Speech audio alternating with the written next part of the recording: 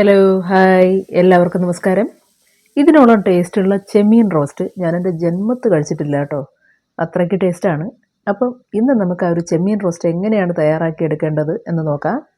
അപ്പോൾ ഇവിടെ നമ്മളൊരു 200 ഗ്രാം, ഇത് നന്നായിട്ട് ക്ലീൻ ചെയ്ത ചെമ്മീനിൻ്റെ അളവാണ് കേട്ടോ.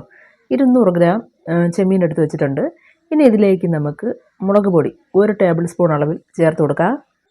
കൂടാതെ 1/2 ടീസ്പൂൺ കുരുമുളക് പൊടി, ഒരല്പം മഞ്ഞൾപ്പൊടി, ഇത് 1/4 ടീസ്പൂൺ വേണ്ട, ഒരല്പം പേരിന് ഒരല്പം മഞ്ഞൾപ്പൊടി കൂടി ചേർത്ത് കൊടുത്ത് നമുക്കിത് നന്നായിട്ടൊന്ന് മിക്സ് ചെയ്ത് വയ്ക്കാം. പിന്നെ ഇതിലേക്ക് ചേർത്ത് കൊടുക്കാൻ വിട്ടുപോയ മറ്റൊരു പ്രധാന ഐറ്റവും കൂടിയുണ്ട്. അത് മറ്റൊന്നുമല്ല, ഉപ്പാണ്. അത് നമുക്ക് ഈ അവസരത്തിൽ 1/2 ടീസ്പൂൺ ഉപ്പും കൂടി ചേർത്ത് കൊടുത്ത് നന്നായിട്ടൊന്ന് മിക്സ് ചെയ്ത് മാറ്റി വയ്ക്കാം. കുറഞ്ഞതൊരു അരമണിക്കൂർ വയ്ക്കുക. എത്രത്തോളം സമയം നിങ്ങൾക്ക് വെക്കാൻ പറ്റുമോ അതിനനുസരിച്ച് വെച്ച് കഴിഞ്ഞാൽ ഈ മസാല കുറച്ചുകൂടി നന്നായിട്ട് ആ ചെമ്മീനിലേക്ക് പിടിച്ച് കിട്ടും. അപ്പോൾ ഈ ചെമ്മീനിന് കുറച്ചുകൂടി നല്ലൊരു ടേസ്റ്റ് ഉണ്ടാകും കേട്ടോ. ഇവിടെ ഇപ്പോൾ ഈ പറഞ്ഞ അരമണിക്കൂർ കഴിഞ്ഞിട്ടുണ്ട്. ഇനി നമുക്കിതൊന്ന് ഫ്രൈ ചെയ്തെടുക്കണം. അതിനായിട്ട് നമ്മളൊരു ഫ്രൈ പാൻ അടുപ്പത്തേക്ക് വെച്ചിട്ട് അതിലേക്ക് ഒരു 2 ടേബിൾ സ്പൂൺ വെളിച്ചെണ്ണ ഒഴിച്ചു കൊടുത്തിട്ടുണ്ട്.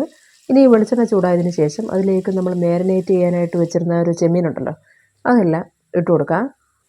അങ്ങനെ ഈ ചെമ്മീൻ മുഴുവനായും ഇട്ട് കൊടുത്തു കഴിഞ്ഞാൽ പിന്നീട് അങ്ങോട്ട് തീ ഒരു മീഡിയം ഫ്ലെയിമിലിട്ട് 3 മുതൽ 5 മിനിറ്റ് വരെ നമുക്കിതൊന്ന് ഫ്രൈ ചെയ്തെടുക്കാം.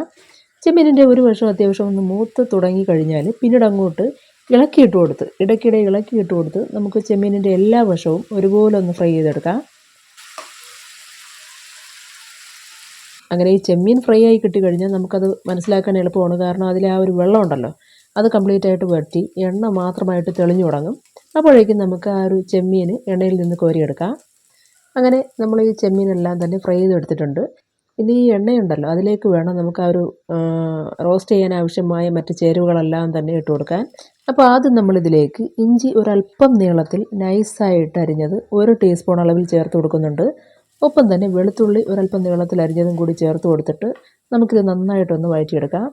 അതായത് അതിൻ്റെ ഒരു പച്ചമണം മാറുന്നത് വരെ വേണം മൂപ്പിക്കാൻ. ശേഷം ഇതിലേക്ക് 150 ഗ്രാം ചെറിയ ഉള്ളി ചെറുതായിട്ട് അരിഞ്ഞതും കൂടി ഇട്ട് കൊടുക്കാം. ഒപ്പം തന്നെ 3/4 ടീസ്പൂൺ ഉപ്പും കൂടി ചേർത്ത് കൊടുത്ത് നമുക്കിത് നന്നായിട്ടൊന്ന് വഴറ്റിയെടുക്കാം.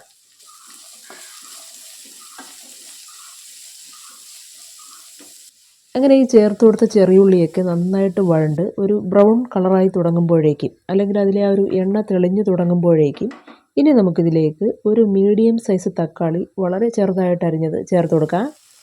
ഒപ്പം തന്നെ 3/4 ടീസ്പൂൺ മുളക് പൊടി, 1/2 ടീസ്പൂൺ കുരുമുളക് പൊടി, 1/2 ടീസ്പൂൺ വലിയ ജീരകം, അതായത് പെരുംജീരകം ചതച്ചത്, ഇത്രയും കൂടി ചേർത്ത് കൊടുത്ത് വീണ്ടും നല്ലതുപോലെ ഒന്ന് വഴറ്റിയെടുക്കാം.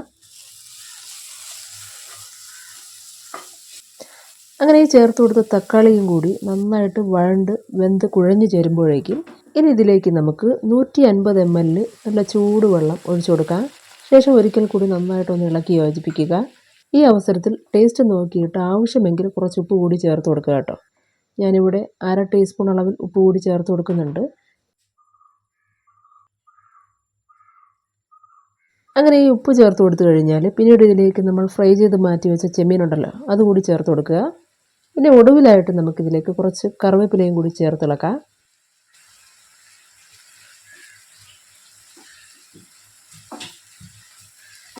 അങ്ങനെ ഈ ചെമ്മീനും മസാലയും എല്ലാം നന്നായിട്ടൊന്ന് മിക്സ് ചെയ്ത് വെച്ച് കഴിഞ്ഞാൽ പിന്നീട് നമുക്ക് ഈ പാത്രം ഒരു ലിഡ് ഉപയോഗിച്ച് അടച്ച് തീ മീഡിയം ഫ്ലെയിമിലിട്ട് ഒരു 5 മിനിറ്റ് നമുക്കിതൊന്ന് വേവിച്ചെടുക്കാം.